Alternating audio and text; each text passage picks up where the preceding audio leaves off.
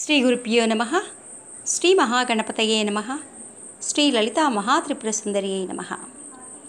సౌందర్యలహరిలోని 11వ శ్లోకం. ఈ శ్లోకంలో అమ్మవారి యొక్క మరో స్థూల రూపాన్ని వర్ణిస్తూ ఉన్నారు. అమ్మవారి యొక్క స్థూల సూక్ష్మ రూపాలు మనం తెలుసుకుంటూ ఉన్నాం. స్థూల రూపం అంటే కరచరణాదులతో ఉండే రూపం ఒకటి. అయితే శ్రీచక్రాన్ని కూడా స్థూల రూపంగానే చెప్తారు.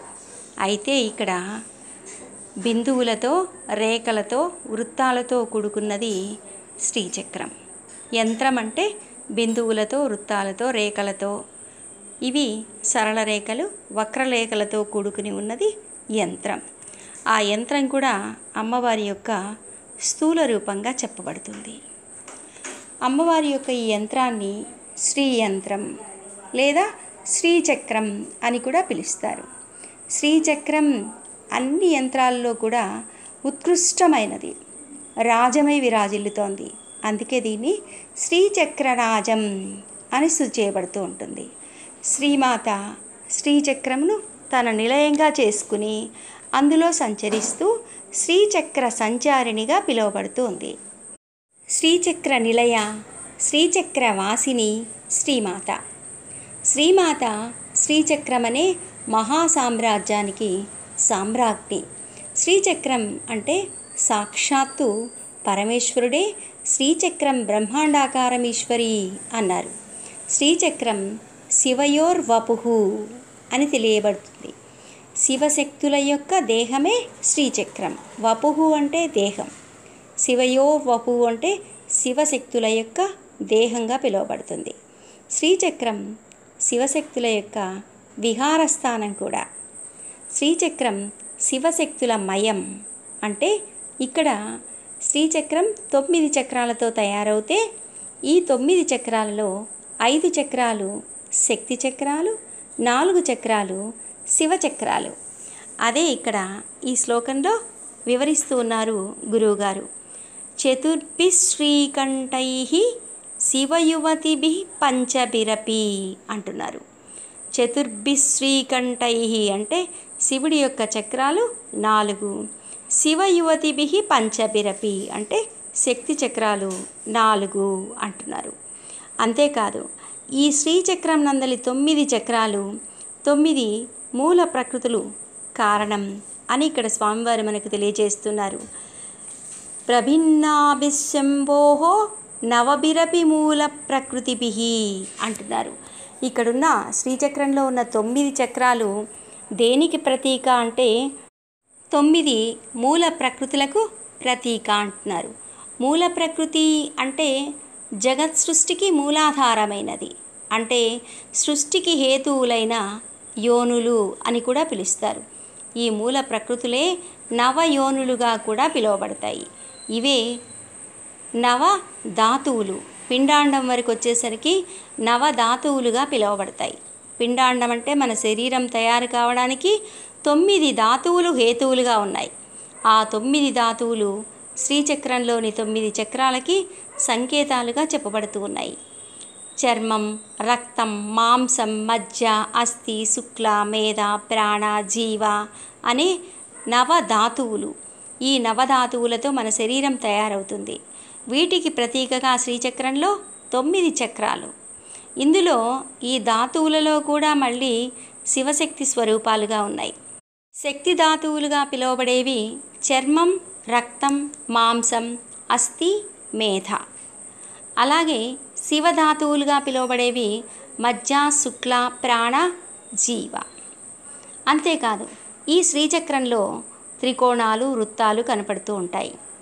త్రికోణరూపిణి శక్తి బిందురూప శివస్మృతః. త్రికోణరూపిణి శివ శక్తి అంటే త్రికోణ రూపంలో ఉన్న చక్రాలన్నీ కూడా శక్తి చక్రాలు. బిందు రూపంలో ఉన్నవి అంటే వృత్తములతో, దళాలతో కూడుకుని ఉన్నవి శివుడి యొక్క చక్రాలుగా పిలువబడతాయి. శ్రీచక్రంలోని 9 చక్రాలలో 5 చక్రాలు త్రికోణాలతో ఉంటాయి.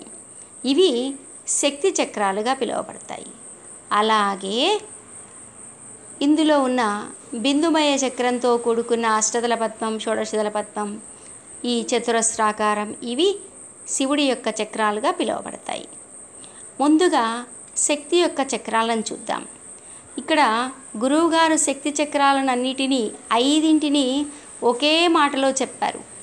త్రయశ్చత్వారింశత్ అన్నారు. అంటే అన్ని త్రికోణాలను కూడి ఒకే ఒక పదంతో సూచించారు. అంటే మొదటి త్రికోణం, ఒక త్రికోణంతో ఉన్న చక్రం, 8 త్రికోణాలు, 10 త్రికోణాలతో ఉన్న 2 చక్రాలు, 14 త్రికోణాలతో ఉన్న ఒక చక్రం, మొత్తం 5 చక్రాలు అయ్యాయి. 1, 8, 10, 10, 14 కలిపితే ఎన్ని త్రికోణాలు వచ్చాయి? 43 త్రికోణాలు వచ్చాయి. ఈ 43 త్రికోణాలని ఒకే పదంలో చెప్పి శక్తి యొక్క చక్రాలు 5 ఒకే మాటలో చెప్పారు. త్రయశ్చత్వారింశత్ అన్నారు. ఇక్కడ చిన్న విషయాన్ని గమనించాలి. పాఠాంతరం అంటే పాఠాలలో భేదం వల్ల కొన్ని చోట్ల మన దగ్గర ఉన్న పుస్తకాల్లో కూడా చతుర్చత్వారింశత్ అనుంది. అంటే 44 త్రికోణాలుగా చెప్పబడ్డాయి. 44 త్రికోణాలు తీసుకున్నప్పుడు కూడా అంటే అమ్మవారిని అధోముఖ త్రికోణంగా తీసుకుని స్థూల రూపంగా ఉన్న ఆ పెద్ద త్రికోణం, లోపల ఉన్న ఊహా త్రికోణం ఇలా ఊహా త్రికోణం అంటే బిందువు చుట్టూ ఉన్న తిథినిత్య దేవతలు త్రికోణ ఆకారంలో ఆసీనులై ఉంటారు. ఆ త్రికోణాన్ని కూడా తీసుకుని మొత్తం మీద 44 త్రికోణాలుగా చెప్తారు కొందరు. కనుక ఇక్కడ పాఠాంతరాలలో కొన్ని చోట్ల 44 ఉంటుంది, కొన్ని చోట్ల 43 ఉంటుంది. కాకపోతే 43 అంటే మనకి స్పష్టంగా బాగా అర్థమైపోతుంది. ముందుగా ఒక త్రికోణం ఉన్న చక్రం ఒకటి ఉంది, అది సర్వసిద్ధిప్రద చక్రం, బిందువు తర్వాత ఉన్న త్రికోణ చక్రం. ఆ తర్వాత 8 త్రికోణాలతో అష్ట త్రికోణాలతో ఉన్న చక్రం ఒకటి ఉంది, సర్వరోగహర చక్రం.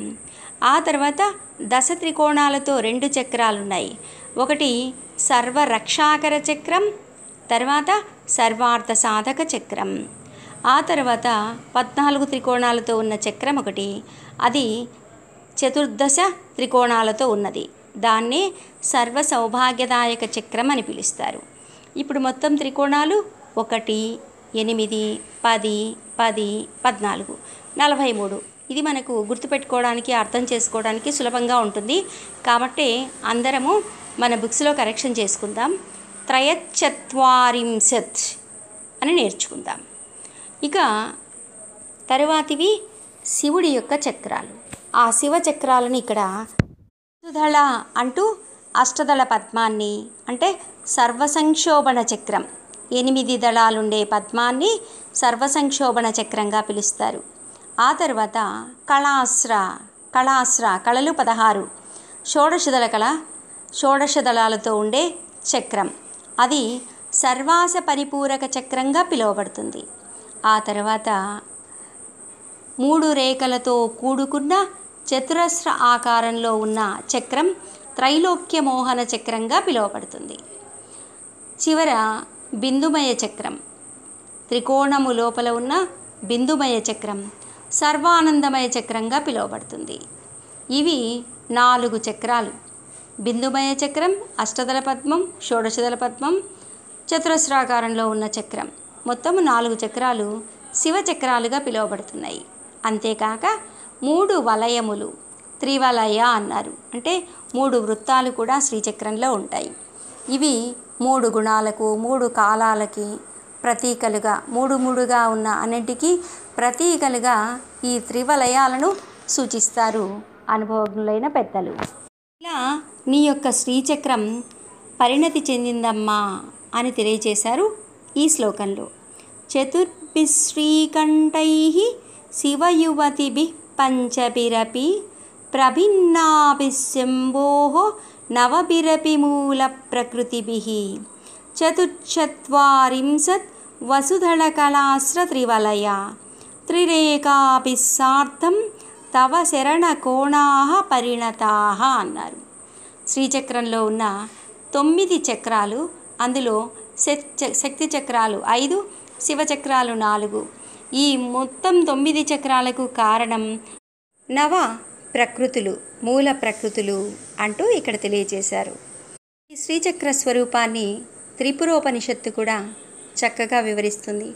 నవయోనిర్నవచక్రాణి దిధీరే నవైవ యోగా నవయోగిన్యచ్చ నవానాం చక్రాధినాదస్యోనా నవభద్రా నవముద్రా మహిమానాం.